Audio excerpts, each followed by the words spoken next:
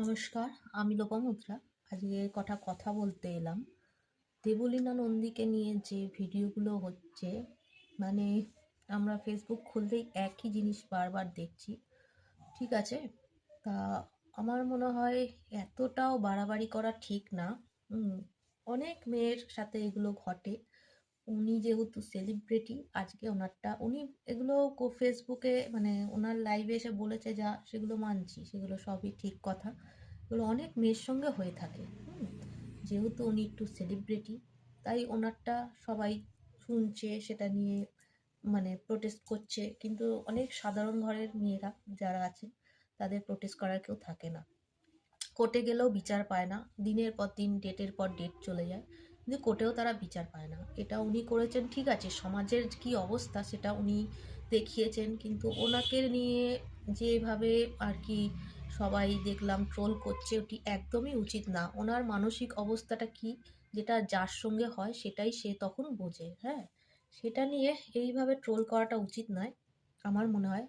তা উনি এখন সুস্থ আছে, ঠিক আছে, কিন্তু মানসিক দিকটায় অনেকটাই ভেঙে পড়েছে। আর আমরা দর্শকরা সেটা অনেকেই ভিউজ পাওয়ার জন্য এই যে ভিডিওগুলো করছে, কিন্তু ওনার মেন্টাল কন্ডিশন তো খুবই খারাপ। এই সময় যে ভিডিওগুলো ওনার কাছে পৌঁছাচ্ছে, ওনার নামে যে গুলো বলা হচ্ছে, ওনার নামে দোষ দিয়ে, কিন্তু এটাতে ওনার মানসিক এটা অনেকটাই ভেঙে পড়বে উনি। হ্যাঁ, মানসিক জোরটা পাবে না। একে তো উনি এরকম সুসাইড অ্যাটেম্প, তারপরে যদি এরকম সাধারণ পাবলিকরা এইভাবে একটা মেয়েকে আহ, দোষারোপ করতে থাকে, তখন ওনার মেন্টাল কন্ডিশন কিন্তু খুবই খারাপ অবস্থায় চলে যায়। হ্যাঁ, আর ওর হাতে ফোনও দেওয়া হচ্ছে না। আমি সব ভিডিও দেখি, ওর দিদি, ওর মা যা বলছে সব দেখে বিচার করি। অনেকে কিছু না দেখে শুনে ওনার নামে অনেক কিছু বলছে, কিন্তু ভালো করে যদি সব কিছু জানে, তাহলে কিন্তু ও ভুল নয়। এরকম অনেক সাধারণ ঘরের মেয়েদের সঙ্গে এটা হয়ে থাকে। উনি যেহেতু সেলিব্রিটি, তাই সবার এখন সামনে এটা আসছে। অনেককেই বলা হয় বিয়ের পর যে বাবা মার সঙ্গে সম্পর্ক রাখবে না। হ্যাঁ, আর ওটা বাবা মার মায়া ত্যাগ করো, অনেকেই বলে বাবা মার মায়া ত্যাগ করো।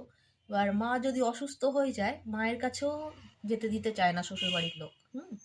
হয়তো পরবর্তীকালে তার মা মারা যায়, বাবা মারা যায়, কিন্তু ওই যে একটা চলে আসছে এটা। হ্যাঁ, মানে শ্বশুরবাড়ির এটাই, বউ মানে হচ্ছে মনে হয় ওনার বাড়ির কাজের লোক। উনি যা বলবেন, যেন কিনে নিয়ে গেছে বা পয়সা দেয়, যা বলবে সেটাই শুনতে হবে, কোনো স্বাধীনতা থাকে না। বেশিরভাগ বাড়িতে এটাই হচ্ছে। হ্যাঁ, 90% বাড়ি